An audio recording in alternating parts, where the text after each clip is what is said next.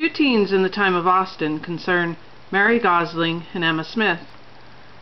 But my tale also concerns their husbands. Mary married Charles Joshua Smith, Emma's brother, and Emma married James Edward Austen. Yes, he was the nephew of Jane Austen, and Jane writes about her nephew. I'm going to read you a letter in which she discusses his birth. She's writing Cassandra in November 1798, and she said, "I expected to have heard from you this morning, but no letter has come. I shall not take the trouble of announcing to you any more of Mary's children, if instead of thanking me for the intelligence, you always sit down and write to James."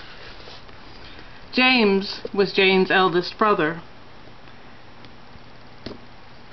and it's his son, James Edward Austen Leigh, who wrote the Memoir of Jane Austen.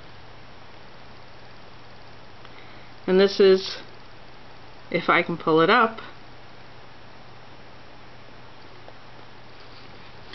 a picture of James Edward Austen Leigh that appeared in Chapman's book of the Memoirs.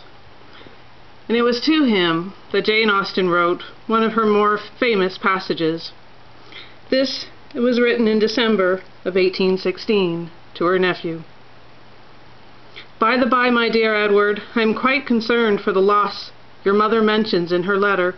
2 chapters and a half to be missed. To be missing is monstrous. It is well that I have not been at Steventon lately, and therefore cannot be suspected of purloining them. 2 strong twigs and a half towards a nest of my own would have been something. I do not think, however, that any theft of that sort would be really very useful to me.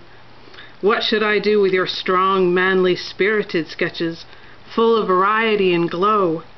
How could I possibly join them on to the little bit, 2 inches wide, of ivory, on which I work with so fine a brush as produces little effect after much labor?